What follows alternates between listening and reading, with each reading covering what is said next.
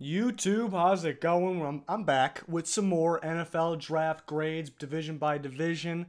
We're going to go through all the divisions. We already did the AFC East, so if you haven't seen the AFC East, go check it out after this video or right now. We're doing the NFC East now. So we're going AFC East, NFC East, and then AFC North. I think you got the drill. I think you understand. So we're going to keep on going through this till we got a winner for each division. Then we're going to put those teams together, find out who the winner of the draft was, in my opinion, based off my grading scale of each of these teams. But let's get into it. Tell you right now, NFC East did a hell of a job. I'm telling you right now. Little spoiler alert. Hell of a job. We're going to start with the Redskins. My favorite pick, best pick was Darius Geis, 11th overall player in the draft. They needed a running back. Even though I do like Thompson, I don't know if he's an every down back, and he does get hurt, unfortunately. I do like him. I thought he could have been a Pro Bowler last year if he stayed healthy.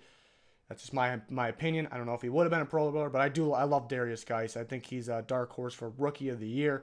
Obviously, he's got to compete with some quarterbacks and Saquon Barkley. Worst pick is Troy Apke.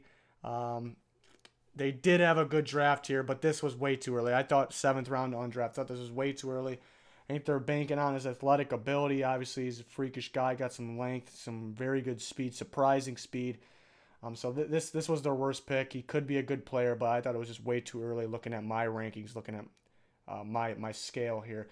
Sleeper pick is Sean Dion Hamilton from Alabama. If this guy's 100% healthy, early second round talent, I'd say. But keeps getting hurt, but they get him in the 6th round.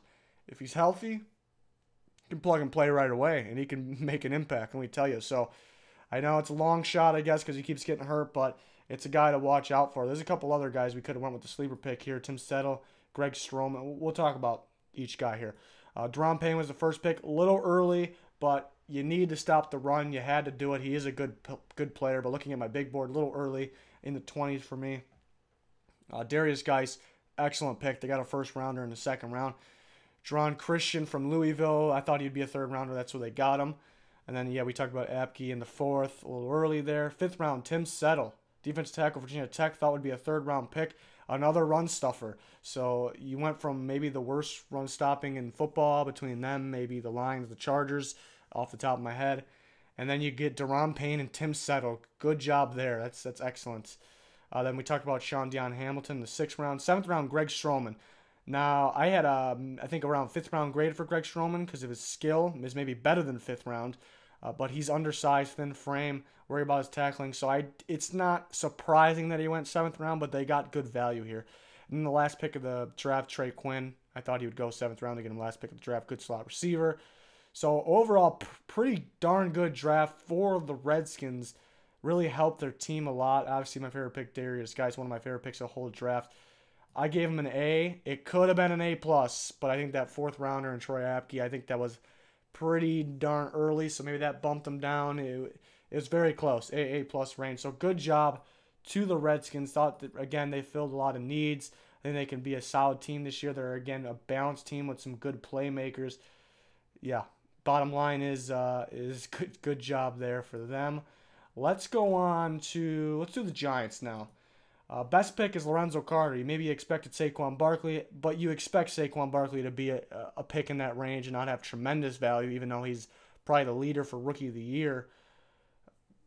Best impact rookie maybe as well. But I went with Lorenzo Carter. I had a late 1st round grade on him. Wouldn't have been surprised if he went 2nd. They get him early 3rd. I think he fits their defense. I think it's what they needed right away.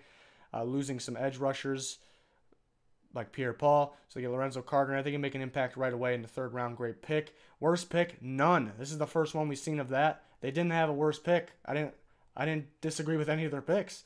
I thought about just plugging in a worst pick for these teams that had none, but it just makes no sense. So I did none here. Sleeper pick is R.J. McIntosh. Very intriguing pick. Very interesting pick to me, and let me explain why. First off, 5th round, not tremendous value. Thought he would go 4th or 5th. Miami D-line was stacked. I thought he was the 2nd best in the draft of the D-line. Better D-tackle, I think, over Norton. But why am I interested? Why am I intrigued by this pick? Well, the Giants are, I imagine, going to continue to run this 3-4. And I think they took B.J. Hill for D-tackle. I think McIntosh slide outside. You play D-tackle on a 4-3. I think he'd step outside, play 3-4 D-end. I think he's athletic enough, and I think he can do it. That's a wild card to look out for in the near future. They're playing at the end position. I haven't heard if maybe they said they're planning on doing that. I heard some teams plan on switching guys. I haven't heard that, but that's just my take for McIntosh. So we broke down Barkley for the most part. We expect to be the pick, high impact, possibly rookie of the year, probably the favorite for rookie of the year, and Saquon Barkley there, starting running back, obviously day 1. Round 2, Will Hernandez. Some thought late round 1. I thought early day 2, where they got him. I think plug and play right away. We talked about Lorenzo Carter, loved the pick. B.J. Hill in the 3rd round, also loved the pick. Dominant defensive tackle. Maybe needs a little work, a little coaching, but good defensive coaching over there. I think B.J. Hill make an impact early on his career. Kyle Lauletta, round 4, I thought was a round 3 guy, but I even thought he'd possibly go round 2 because he's a quarterback. They get him in round 4. Are worried about arm strength, but does have a pretty good deep ball, but they don't need him to start right away, so solid pick there. And then we talked about R.J. McIntosh in round 5, what I thought about him. So what is going to be the grade for your New York Football Giants? I gave him an A+. I loved the draft. No misses, like I said. Tremendous value with Lorenzo Carter, B.J. Hill. I like the sleeper in McIntosh. Lauletta's a pretty good value. Saquon Barkley is going to make a high. We already talked about this. I think it's a great draft. Pretty obvious that I do. They could have went quarterback at 2, but I was a believer that they were going to go quarterback at 2 just because when is there going to be the next chance to get the quarterback? Not that I thought they had to go quarterback. It's quarterback or bust. I've seen some grades in the Giants are pretty harsh. I think those are the guys that really thought they had to go Darnold, but Barkley was the better player on my board. So I'm not going to knock him for that pick. I just thought me predicting that they would have to do so. But obviously I like the Giants draft. I gave him an A+. But do they win a division? We'll see if any of these other teams can compete with them. Let's go to the Cowboys. Best pick is Dorrance Armstrong. Most people probably have somebody else as their best pick. You could have went with Connor Williams maybe. I like Dorrance Armstrong's upside. Maybe he's not gonna start right away. They took him in the 4th round. They have pretty good DNs. Demarcus Lawrence, obviously, and Taco Charlton. We expect him to make a big step up. But Dorrance Armstrong, freakish guy on the field, didn't test very well. Not bad, but I think he's more of an athlete on the field, which is more important. 2 years ago, sack machine, production machine, looked ridiculous. Nobody could stop him. Looked like a 1st-round pick. Then last year, Kansas having him step off the ball a little bit. It's still a 4-3, but it looks like he's playing outside linebacker on the ball. Kind of confused by it. He gets double teamed, doesn't get a lot of production. I still like him at the next level. I think he'll be a better NFL player. Huge upside for Dorrance Armstrong. And the Cowboys, haven't had the greatest defense, but I think they're pretty good at developing defensive ends there. I see what they did with DeMarcus Lawrence. So Dorrance Armstrong could be another one of those guys. I like the upside of him a lot. Worst pick, here we go again. No worst pick. There's no bad one here. Bottom line, no bad one. I will break down pick by pick in a second. Sleeper pick is Cedric Wilson. Needed a receiver. They did get Michael Gallup. But Cedric Wilson, I thought was a 3rd, 4th round, probably a 4th round guy. But I wouldn't have been surprised if he went 2nd round. I wouldn't have been that shocked because of his length and speed, and his hands are great. Deep ball. And they get him into 6. I think he can make an impact early on. That's why he's a sleeper pick. Well, let's break down these picks pick by pick. Leighton Vander Esch. Wasn't in love with the pick, but it wasn't a bad pick. There was some injury concerns. They do need another linebacker to pair with Jalen Smith and Sean Lee. That's if they're all healthy, my God. Ridiculous. But all of them have some injury concern. So I don't love the pick, but he's a good player, so it's definitely a solid pick. Round 2, Connor Williams. I had a round 1 grade on him. Excellent steal. They didn't really need him necessarily right away.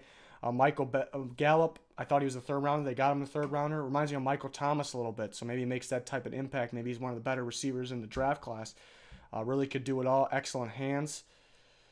4th round, Dorrance Armstrong. We talked about him. 4th round, Dalton Schultz. Thought he'd be a 4th or 5th round guy. Kind of a big riser leading up to the draft. Freakish guy. I think he can block too for being like a receiving threat. So good pick there. Round 5, Mike White. Good backup for them. I thought he'd be a round 4 or 5 guy because he's a quarterback. So a lot of upside. Maybe his pocket movement is his downside, took too many sacks. But the great thing is the Cowboys have the best offensive line in football, and she had Connor Williams. So Mike White's weakness was taking too many sacks, holding on to the ball too long. But you should be good here. So I like it. Round 6, another linebacker in Chris Covington. I thought this is where he would go. Round 6, we talked about Cedric Wilson. Tremendous upside. Good receiver. I think he'd make an impact right away. Round 7, Bo Scarborough. Excellent steal. Really, bottom line is here, I think he could have been a 4th or 5th round guy. Maybe not super athletic. That's why he drops. Good running back class. Maybe that's why he drops. So, but tremendous value. All over the board here. And I'm very impressed with what the Cowboys did. So, A+. So we got the Giants and the Cowboys with an A+. Redskins got an A, and they're 3rd right now. So I mean, the Redskins did a hell of a job, but it's just, again, I told you guys my thoughts on the NFC East. They did a hell of a job. So we have a tie, but then we still got the Eagles to go over here. Best pick, maybe one of the best picks of the draft, Josh Sweat, the edge rusher from Florida State. Thought he was a 1st-round talent. They get him in the 4th round.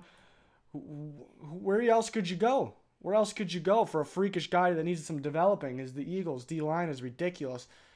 Worst pick, the Australian guy. Didn't know anything about him.